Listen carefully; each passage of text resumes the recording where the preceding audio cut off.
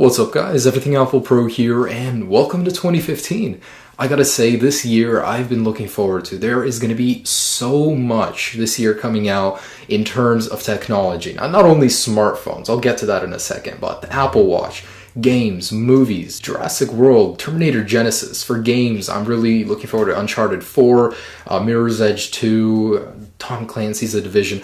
There's a whole bunch of things, and 2015 is going to be a freaking awesome year, and I'm looking forward to it so much. Now, in terms of phones, that's also going to be a major step forward, and in 2015, there's going to be a ton to choose from, but I wanted to round up the top 10 smartphones we're looking forward to in 2015. Now, do keep in mind that these phones don't even exist yet, so it is kind of hard to provide details, so I will be keeping it a little bit light in this video. I don't have many details, obviously, because these phones don't even exist, but they are being worked on, of course, based on the previous generation of these phones. That we can't speculate that they will be coming out this year, and in this video I'll just give you a little bit of an overview based on what we expect to see in these phones in 2015. Now, none of these are in any kind of order, like best or worst. They're just 10 phones that are coming out in 2015 that everybody is looking forward to. Now, the very first one is the iPhone 6s, and yes, we can expect it to be called the iPhone 6s based on all of the previous generations. It started with the iPhone 3G, it went to 3GS, then the 4, 4S, 5, 5S, and now the iPhone 6 will receive a 6S successor. Now, with this new iPhone, what we can expect is to see a bump in speed, camera, and battery life as usual. The form factor will most likely remain the same. Apple might make a little bit of tweaks for the internal structure, to ease some people's minds based on the iPhone 6 Plus being bendable in the beginning, but there actually won't be any major revisions in the actual build quality. However, the internals with all the S models is where all the changes are at, and with the iPhone 6s, we could expect to see 2 gigs of RAM. Apple could possibly bring the iPad Air 2 processor over to the iPhone 6s because it has 3 billion transistors versus 2 billion on the iPhone 6 currently. The camera could see an increase to 10 to 12 megapixels, and the video optical image stabilizer, of course, will be available on all models probably. With every revision of a major iPhone change, we're going to see, smaller changes like software, and iOS 8.2 or 8.3 could be standard with it. So this is the phone that I'm most excited about. Obviously, I run an Apple channel, but there are many Android phones coming out too that I'm actually really excited to see. So number 2 is the iPhone 6C. Now, with the iPhone 5C, Apple introduced a new phone that was cheaper, more affordable, and it still retained many of the main features that the iPhone 5S had. It was just a little bit watered down, and I think Apple's going to want to keep with that tradition. If they do remove the iPhone 6C from their lineup, then it's going to leave a hole for cheaper devices, and with a plastic build quality, the iPhone 6S will see a redesign, possibly a larger display like the current iPhone 6 at 4.7 inches. Of course, it will receive the iPhone 5S processor, so just one step up, a little bit more RAM possibly, and a camera increase as well. So nothing too major. Again, the iPhone 6C would be aimed at people that don't want to dish out the full amount for the iPhone 6S or iPhone 6, kind of like a little in between, but Apple has had a lot of success with the iPhone 5C, so I don't see why they would want to kill that device anytime soon. Now, next up is the iPhone 4-inch version that's been updated from the iPhone 5S. So it's been rumored that Apple is working on a new 4-inch iPhone, which will pretty much have all of the internals of the new 6S and iPhone 6s Plus. It'll be just as fast as them, just in a little bit smaller form factor at 4 inches. For all the people that like their smaller devices like the iPhone 5S, it does make sense for Apple to make a new 4-inch iPhone, and have the same internals as all of the larger devices. When people have more of a choice, they're more likely to stay with Apple. If Apple is forcing people to upgrade to a larger display, then I could see a lot of people not being happy with that, so it definitely makes sense. Now, this new iPhone, like I said, it will feature all of the internals of the newer devices while retaining, a smaller screen size. So that means that Apple next year could be releasing 3 new phones. Well, 4 actually. The iPhone 6s, iPhone 6s Plus, the iPhone 6C, and the new iPhone 4-inch model. That's a great lineup for 2015. Now, next is the Galaxy Note 5. And I gotta admit, with the Note 4, I was just blown away. That thing is incredibly powerful. The screen is amazing. It's on the next level. That thing is an amazing phone.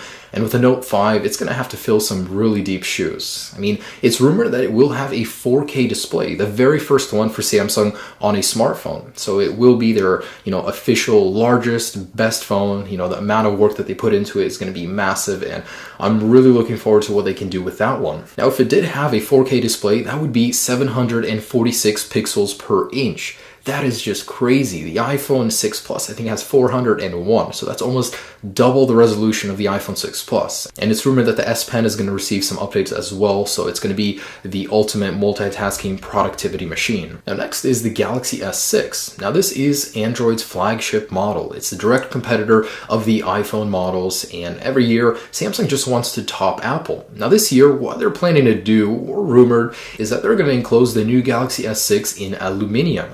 Now, like the Note 4, it received an aluminum band around the whole phone, and it did wonders. A lot of people thought the build quality was a lot better. They did like it. And with the Galaxy S6 and the higher build quality, it's going to be a better long-term device, because I know a lot of people with S5s and S4s, the board their chips, and it gets really annoying if you don't take care of it well. Now, along with different materials, it could see an increase to 3 gigabytes of RAM and a 64-bit processor, which would be the first in the Galaxy series. So those would be all welcome additions, and it will launch with Android Lollipop. Now this one I actually really like. It's the Galaxy Note Edge. And it's already been announced. There's already a release date, so there's not much speculation here, but the Galaxy Note Edge is basically taking the internals of the Galaxy Note 4 and putting them on a device, exactly the same size, just with a slightly curved display that goes towards the edge of the phone. Now with that extra screen size, what Samsung is doing is adding a new way to see notifications on your phone. So with some cases that they did actually have mock-ups for, you could see the notifications a little bit better on the side. Now, I don't know if it's just a tacky feature, if it could be useful in the future and be seen on all models in the future. I don't know, maybe, but it's an interesting concept for sure. It's always interesting when they do something different. LG was one of those manufacturers that did something different. They had that curved display, so that was pretty cool. And then 3D displays were incredibly tacky. We know that now a few years later. Nobody really bought that many of them, so I wonder if this is going to fade into obscurity or if it's going to be a feature that's going to be seen on all devices. Either way, it is an exciting device. Next is the HTC One M9. This is an incredibly popular series from HTC, and why would they mess with perfection? So this year for the HTC M9, it's still going to have that gorgeous aluminum enclosure. The internals is where HTC is going to modify the phone. Now inside we can of course expect to see more power, better battery life, and possibly a better display, but HTC M8 is always going to be one of those phones that did very well, and the M9 is just going to improve upon that, hopefully. There's really not many details on the phone available right now, so I can't share too much with you, but of course that phone is coming and we will see it towards the end of 2015. Next is Google's Project Aura, and a phone like this we really haven't seen ever the concept for it. It's just incredible, and I'm really happy that Google is doing it. Now, they bought the rights from Motorola. It was originally Motorola's thing, but it's possible that it will be seen in 2015. That's not completely sure, but I have heard a lot of rumors that it will be released towards the end of 2015. Basically, it's a phone with assemblable pieces. If you want a bigger battery life, take off that NFC chip. If you don't want it, put on a bigger battery, camera, same thing. If you want a better camera, replace it. So this thing will be forever upgradable. You're not just limited to what you buy out of the box. Like with Apple, you're stuck with one unit of memory. You can upgrade it, remove features, add features. It's really damn cool. And I actually really want to see this thing in person, because that is the future right there. Next is the LG G4. Now, side note real quick, I just want to mention that I kind of regret not covering the G3 on my channel from last year, because the phone is incredible. It's actually one of the best displays I've ever seen on any phone, and the G4 is just going to improve upon that. Now, a lot of people were saying it's a mammoth phone, so it's going to be shrunk a little bit. The display will now be 5.3 inches, and we're going to see a 20.7 megapixel sensor on the back. That's pretty crazy. I mean, nowhere near Nokia's 40-something megapixel sensor, but it's still good to see the numbers being bumped up slowly along with actual camera quality. Now, the battery life from the G3 was something a lot of people complained about. Of course, that's a department where LG is going to work on with a G4. And for number 10, the Google new Nexus 6. Because the name Nexus 6 was already taken, they're going to just say new Nexus 6. Anyways, it's just going to see, the usual yearly progression. Now, it would be nice to see it as a non-contract device again. Kind of don't like how they limited it. You have to pay way more for it now, but of course you're getting better features, nicer technology inside of it. There's really not much known about it right now currently, but based on the Nexus 6 that's out right now, it's going to be an impressive device, because the Nexus 6 right now is, for the price and for the amount of features it has, a really nice device, and I could just see it working on that in 2015. Anyways, guys, so that is the top 10 smartphones of 2015.